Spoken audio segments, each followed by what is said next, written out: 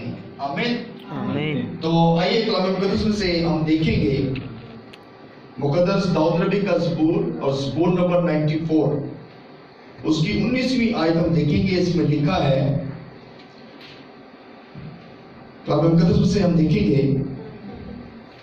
आइए ज़बूर 94 और उसकी 19वीं आयत। इसमें लिखा है, जब मेरे दिल में फिक्रों की कसरत होती है तो तेरी तसल्ली मेरी जान को शाद करती है। खुदा के पाक नाम के पढ़े और सुने जाने पर खुदा की बरकत हो। मेरे अज़ीज़ों, खुदा के ज़िंदा कलाम में से जो पहला हिस्सा है इस आयत का, वो है जब मेरे दिल में फिक्रों की कसरत होती है।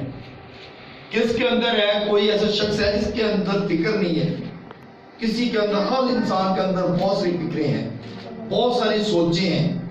लेकिन एक बात है, दुनियावी भी कह सकते हैं और इसको रूहानी तौर पे भी हम जज करते हैं कि जो फिक्रें हैं ना, ये खुदा के जलाल को दबा देती हैं। जो फिक्रें हैं ये खुदा के जलाल को दबा देती हैं, ये आगे नहीं बढ़ने देती हैं। क्योंकि हर इंसान के अंदर कोई ऐसी फिक्र है। फिक्र का मतलब है कि उलझने, परेशानियां, मुसीबतें। जब फिक्र होती है तो फिर इसमें मुसीबतें हैं, परेशानियां हैं, मुसीबतें हैं, उलझने हैं। तो जब हम उलझनों में फंस जाते हैं तो फिर हम खुदा का जलाल जो है वो उसको रिसीव नहीं कर सकते। खुदा का जलाल दब जाता है। तो जब फिक्रें खत्म हो जाती हैं तो फिर खुदा का जलाल भी हमारी जिंदगी में आना शुरू हो जाता है। तो फिक्रों को खत्म करने वाला कौन है? वो हमारा खुदा है। तो फिक्रें तो बहुत सारी हैं। जैसे आप यूं कह सकते हैं कि फिक्रें खुदा के जलाल को दबाती हैं और इंसान बहुत सारी फिक्रें रखता है। किसी के पास बच्चों के एजुकेशन के लिए फिक्र है, किसी के पास घर की फिक्र है, किसी के पास जॉब की फिक्र है, किसी के पास ये फिक्र है कि मेरी जॉब लगी है, जॉब छूट ना जाए, ये फिक्र है। यानी कि बहुत सारी ऐसी फिक्रें, ऐसे ख्याल हैं, ऐसी उलझने हैं, ऐसी मुसीबतें हैं। तो हमने इनसे निकलना है। तो जब इन चीजों से निकलेंगे तो फिर खुदा की कुदरत को भी हम देखेंगे। और कई लोग तो ये सोचते हैं कि कोई मुझे पसंद नहीं करता, ये भी फिक्र है इंसान को। और कोई ये सोचते हैं कि हर एक को पता चल गया है कि मेरा ये काम हो रहा है। और कुछ लोग ऐसा कहते हैं कि शायद मैं किसी खतरनाक बीमारी में मुब्तला हो गया हूं। ये भी कई दफा ऐसा होता है, ये भी एक फिक्र है। और कई दफा ऐसा होता है कि मैं, कुछ शख्स ये सोचते हैं कि मैं नाकाम हो गया हूं। ये भी एक फिक्र है, मैं कहीं नाकामी में ना चला जाऊं, मुझे कोई नाकामी का सामना ना करना पड़े, ये भी एक फिक्र है। और ये फिक्र है कि नौकरी ना चली जाए, या मेरे पास अच्छी नौकरी नहीं है, लोग मुझे क्या कहेंगे, ये भी फिक्र है। मैं इतना पढ़ा लिखा हूं और मेरे पास अच्छी जॉब नहीं है, ये भी एक फिक्र है। तो इन फिक्रों से हमें निकलने की जरूरत है। तो जब हम इन फिक्रों से निकलेंगे तो फिर खुदा की कुदरत और खुदा का जलाल देखेंगे। और खुदा का जलाल देखने के लिए सबसे पहले हमें अपने आप को फिक्रों से निकालने की जरूरत है।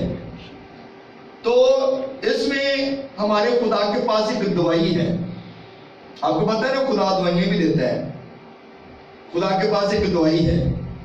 और इसी दवाई देखते हैं कि कलाम का अगला हिस्सा जो इसी आयत की दूसरा हिस्सा जो है उसमें लिखा है, तो तेरी तसल्ली मेरी जान को शाद करती है।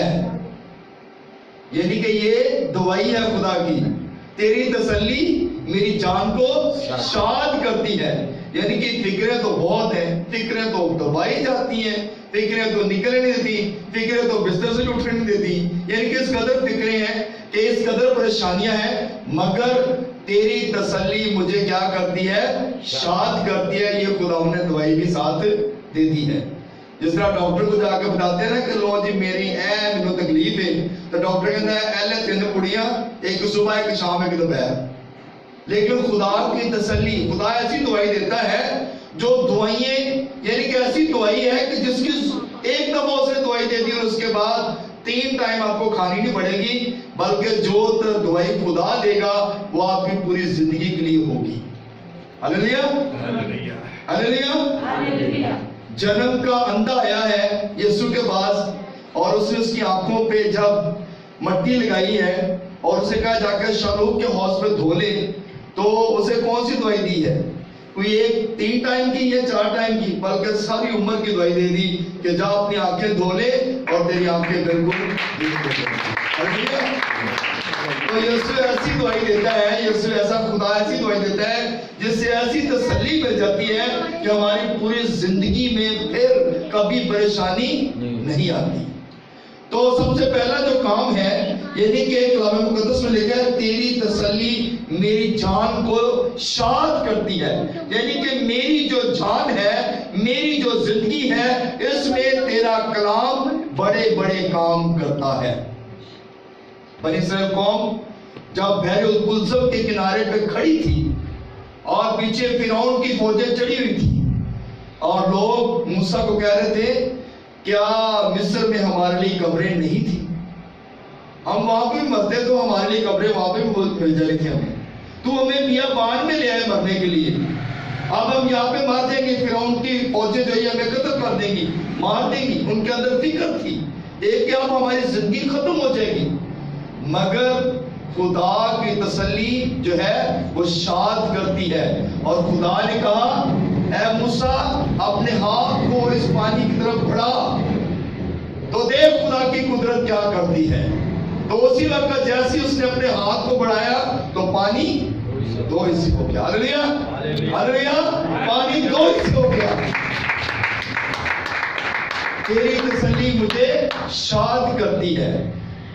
فکریں بہت ہیں، الجھنیں بہت ہیں، مصیبتیں بہت ہیں، پریشانیاں بہت ہیں، مگر خدا کی تسلی ہمیں سب سے بڑھ کر ہے۔ جس کے پاس خدا کی تسلی ہے، کلام مقدس میں لکھا ہے جس کے پاس بیٹا اس کے پاس زندگی ہے، تو جس کے پاس بیٹا ہی نہیں ہے اس کے پاس زندگی کہاں سے ہونی ہے؟ ہمارے پاس خدا کا بیٹا ہے، یسوع مسیح ناصری ہے جو تسلی دیتا ہے، ہماری زندگی کو شاد کرتا ہے۔ تو کلام مقدس میں لکھا ہوا ہے تسلی نہیں لکھا ہوا، تسلیاں لکھا ہوا ہے، یعنی کہ خدا تسلیاں دیتا ہے۔ خدا اس قدر کام کرتا ہے کہ تسلیاں دیتا ہے، تو تسلیاں ہمارے خدا کی طرف سے ملتی ہیں۔ پلیز اپنے آپ کو خدا کے قدموں میں لے کے آئیں تاکہ آپ کا خدا جو ہر پریشانی میں آپ کے ساتھ کھڑا ہوتا ہے اور آپ کو بڑی سے بڑی مصیبتوں سے نکالتا ہے۔ تو میرے عزیزو، ہمیں اپنی ساری فکریں جو اپنے خدا پہ ڈالنے کی ضرورت ہے، تو پھر ہمیں برکت ملے گی۔ جب اپنی فکریں خدا کے قدموں میں لے کے آئیں گے تو پھر ہمیں برکت ملے گی۔ تو جب خدا کے قدموں میں ہم نہیں آتے، ہم خدا سے دور دور بھاگتے ہیں، تو پھر پریشانیوں میں بھی رہتے ہیں، فکروں میں بھی رہتے ہیں، غموں مصیبتوں میں بھی رہتے ہیں۔ تو جب خدا کے قدموں میں آ جاتے ہیں تو وہی غم، وہی دکھ، وہی مصیبتیں، وہی پریشانیاں، وہی رنج ہماری زندگیوں سے نکلنا شروع ہو جاتے ہیں اور ہمارا خدا ہمیں تسلی دیتا ہے۔ میرے عزیزو، ایک میں کتاب پڑھ رہا تھا، کسی وقت میں کتاب پڑھ رہا تھا اور اس میں ایک سٹوری تھی، بڑی خوبصورت سٹوری بتائی گئی اس میں کہ ایک لڑکی کے سسرال والے اس کو دیکھنے کے لیے آئے، کوئی 16 17 18 سال کی بچی تھی، اس کو دیکھنے کے لیے آئے، یعنی کہ سٹوری اس کتاب کے اندر لکھی تھی، تو دیکھنے کے لیے آئے۔ تو جب آئے ہیں تو ان کے ساتھ ایک ایسا لڑکا تھا جو تقریباً 9-10 سال کا تھا۔ تو جب وہ بھی آیا ان کے ساتھ تو اس لڑکی کی والدہ نے کہا کہ آج گھر میں مہمان آ رہے ہیں تو تم میرے ساتھ کیا کر، ہیلپ کر۔ تو جب اس نے کہا کہ میرے ساتھ ہیلپ کر، تو وہ لڑکی ذرا تھوڑی سی چڑچڑی تھی، تھوڑی لڑاکی تھی، اور اس نے جو ہے نا اپنی والدہ کو باتیں بھی کی ہوں گی، وہ باتیں کر کے، لیکن ہیلپ اس نے کرائی۔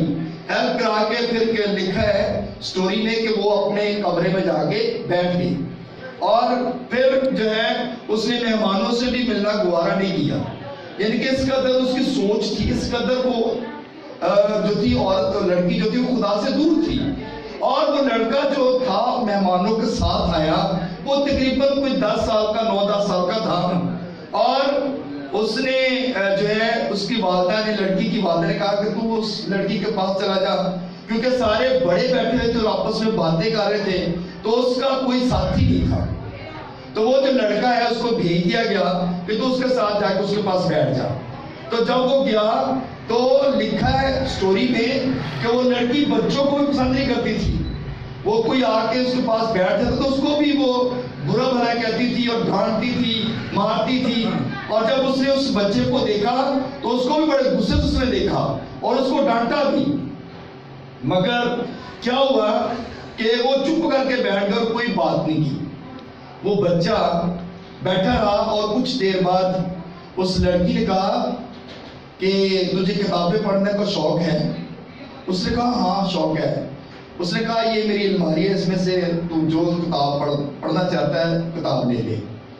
تو وہ بچہ جو ہے وہ الماری کی طرف گیا اور اس نے جا کر دیکھا بہت ساری کتابیں پڑھی تھی، بڑی اچھی اچھی کلیکشن تھی، اور اس میں بائبل مقدس بھی ایک نکر میں پڑھی ہوئی تھی، اور وہ سٹوری والا لکھتا ہے کہ وہ ہر کتاب تقریباً پڑھی جاتی تھی اور کسی کتاب کے اوپر مٹی نہیں لگی ہوئی تھی، تقریباً ساری کتابیں صاف تھی، لیکن جو بائبل مقدس پڑھی ہوئی تھی کونے میں اس کے اوپر مٹی بھی پڑی ہوئی تھی اور اس کو شاید کبھی پڑھا ہی نہیں گیا تھا، وہ کونے میں ایک پڑی ہوئی تھی۔ اور جب اس بچے نے وہ کتاب وہ بائبل مقدس اٹھائی اور اس لڑکی سے سوال کیا کہ کیا کبھی تو نے اس کتاب کو پڑھا ہے؟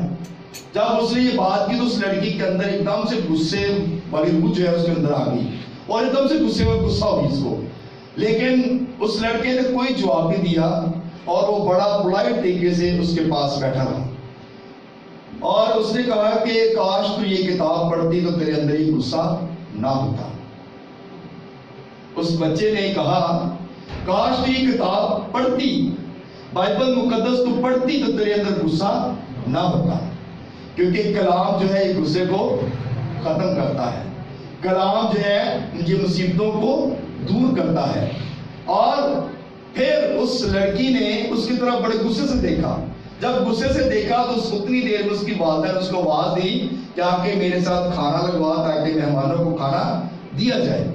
تو جب وہ چلی گئی اور دوبارہ پھر کمرے میں آئی، تو جب دوبارہ آئی ہے تو پھر اس نے آ کر اسی الماری کے پاس کھڑی ہوئی اور وہ بچہ چلا گیا اور جہاں بھی کتاب پڑھی تھی وہیں پر دوبارہ بائبل مقدس اس نے رکھ دیا، اور لڑکی آئی ہے اور پھر اس نے آ کر سب سے پہلے بائبل مقدس کو ہی اٹھایا، اور اس نے آ کر جب بائبل مقدس کو سٹڈی کیا، پڑھنا شروع کیا، تو لکھا ہے سٹوری والے نے کیا خوبصورت لکھا ہے کہ سب سے پہلے وہ بائبل پڑھ کے نیچے گئی ہے کیونکہ اس کا کمرہ اوپر تھا، اور وہ نیچے گئی اور اس نے جا کر اس بیٹے کو، اس لڑکے کو سوری کہا کہ سوری میں نے بائبل مقدس تقریباً میں نے کوئی آج سے کوئی 5-7 سال پہلے بپتسمہ لیا تھا اور اس کے بعد میری زندگی میں بہت سارے کام ہوئے، مگر ایک دم سے کام میرے چھوٹ گئے اور میرے اندر ایک ایسا غصہ آ گیا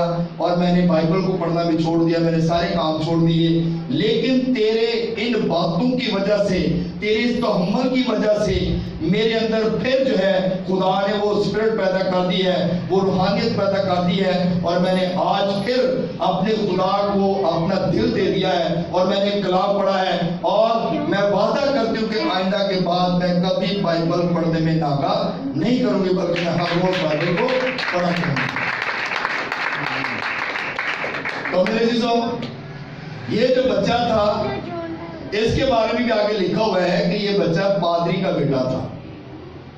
یہ کس کا بیٹا تھا؟ پادری صاحب کا بیٹا تھا، اور اس کے اندر خدا کی روح جو تھی وہ کام کر رہی تھی۔ تو خدا اپنے لوگوں کو استعمال کرتا ہے، اور فکریں تب ہی ختم ہوتی ہیں جب ہم کلام کو پڑھتے ہیں۔ تسلی اس وقت ہی آتی ہے، دعائی اس وقت ہی ملتی ہے جب آپ کلام کو پڑھتے ہیں۔ تو کلام کو پڑھیں گے تو برکت ملے گی، کلام کو پڑھیں گے تو تسلی ملے گی، اگر کلام کو نہیں پڑھیں گے تو پھر ہم فکروں میں ہی پڑے رہیں گے۔